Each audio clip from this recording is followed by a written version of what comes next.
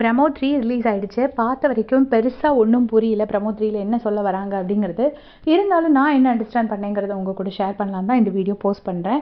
அதாவது ஏதோ ஒன்று ஒரு அலையன்ஸ் ஃபார்ம் பண்ணி விளையாண்டுருக்காங்க. அந்த அலையன்ஸ் ஃபார்ம் பண்ணி விளையாண்டதில் தோத்துட்டாங்க. தோத்ததுனால முத்துவை கொஸ்டின் பண்ணுறாரு ராயன் அப்படின்னு நான் நினைக்கிறேன். அது அலையன்ஸ் ஃபார்ம் பண்ணி விளையாடும் போது முத்து என்ன சொல்லியிருக்காருன்னா, எனக்கு ஸ்ட்ரென்த் எல்லாம் செகண்டரி, ஸ்கோர் போர்டில் கடைசி 3 பாயிண்ட் இருக்கிறவங்க எனக்கு வேணும் அப்படின்னு சொல்லியிருக்காரு. சொன்ன உடனே அதுக்கு மஞ்சரி சொல்லியிருக்கிறாங்க, அப்படின்னா நானும் ஸ்கோர் போர்டில் கடைசி 3னா நீங்கள் முத்து, தீபக், விஷால் நீங்கள் 3 பேரும் அப்படி ஸ்கோர் போர்டில் லாஸ்ட்டாக இருக்கும்போது உங்கள் கூட சேர்ந்து இருந்திருக்கலாமே அப்படிங்கிற மாதிரி மஞ்சரி சொல்கிறாங்க. சொல்லும்போது முத்துக்குமரன் என்ன சொல்கிறாருன்னா, நம்மளால் விஷாலை கூப்பிட முடியாது, ஏன்னா விஷால் எப்பயுமே அருணுக்கு எகெயின்ஸ்டாக விளையாட மாட்டான் அப்படின்னு சொல்கிறாரு. சொன்ன உடனே வந்துட்டு ரயான் வந்துடுறாரு. அது எப்படி நீங்கள் அப்படி சொல்கிறதே தப்பு, விஷாலை கூப்பிட்டா அருணும் சேர்ந்து வருவான் அப்படின்னு நீங்கள் சொல்கிறதே பெரிய தப்பு அப்படின்னு சொல்கிறாரு. உடனே நான் அதை அப்படி யோசிச்சேன்டா, நான் யோசிச்சது நீ எப்படி தப்புன்னு சொல்ல முடியும் அப்படின்னு சொல்லி முத்துக்குமரன் சொல்கிறாரு. இது ஒரு ரொம்ப ஒரு வேலிட் பாயிண்ட். இது நிறைய பேருக்கு தெரியறதில்ல. இப்போ நம்ம ஒரு ஒப்பீனியன் சொன்னாலுமே இங்கே நிறைய பேர் சொல்லுவாங்க, உங்கள் ஜட்ஜ்மெண்ட் ராங், உங்கள் ரிவ்யூ ராங், உங்கள் ஒப்பீனியன் ராங். ஒப்பீனியன்கிறது நம்ம மனசில் தோன்றுறது, அதுக்கு தப்பு கரெக்டுன்னெலாம் கிடையாது. உங்களுக்கு ஒரு ஒப்பீனியன் இருக்கும், எனக்கு ஒரு ஒப்பீனியன் இருக்கும்.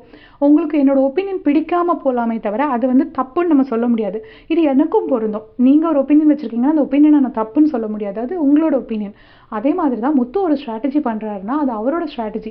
அதை ரயான் எப்பயுமே நான் பார்த்துருக்கேன். ரயான் வைல்டு கார்டாக உள்ளே அவர் எடுத்த ஈஸி ரூட் என்னன்னா, எப்போ வேணால் கோ எகெயின்ஸ்ட் முத்துக்கு எகெயின்ஸ்ட். முத்து ஸ்ட்ராங் பிளேயர், முத்து வைக்கிற பாயிண்ட்ஸுக்கு எகெயின்ஸ்டாக போனால் முத்து ஹேட்டர்ஸ்னு ஒரு குரூப் இருப்பாங்க. ஸோ அவங்களோட சப்போர்ட் கிடைக்குங்கிறதுக்காக அவர் அந்த ரூட்டை தான் ஃபர்ஸ்ட்லேருந்தே ஃபாலோ பண்ணிட்டு இருக்காரு. ஸோ இன்றைக்கி எப்படி சொல்கிறாருன்னா, விஷாலை கூப்பிட்டு அருண் சேர்ந்து வருவான், நீங்கள் சொல்கிறதே தப்பு அப்படின்னு சொல்கிறாரு. சொன்ன உடனே முத்துக்குமரன் அது எப்படின்னா தப்பாகும், அதை நான் யோசிச்சதுடா அப்படின்னு சொல்கிறாரு. உடனே இவர் எப்படி சொல்கிறாரு, அது ஆர்குமெண்ட்டோட அப்படியே நிற்கிது. ஸோ இது எனக்கு தெரிஞ்சு ஏதோ ஒரு டாஸ்கில் முத்து போட்ட ஐடியா படி விளையாண்டு இவங்க தோற்றுருக்காங்க.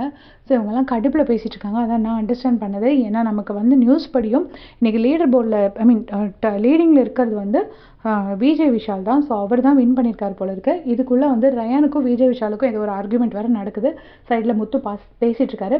நான் எப்பயுமே பார்த்துருக்கேன், விஷால் ரொம்ப ஆர்குமெண்ட்டுக்குள்ளே போக மாட்டார். அவர் கொஞ்சம் ஃப்ரெண்ட்ஷிப் தான் ஜாஸ்தி இம்பார்ட்டன்ஸ் கொடுப்பாரு எப்பயுமே கேம் விட. ஸோ அவர் என்ன பண்ணியிருக்காரு நமக்கு தெரியல. நம்ம லைவ் பார்த்தா தான் ஃபுல்லாக ஒரு கன்க்ளூஷனுக்கு வர முடியும். உங்களுடைய கமெண்ட் சொல்லுங்கள்.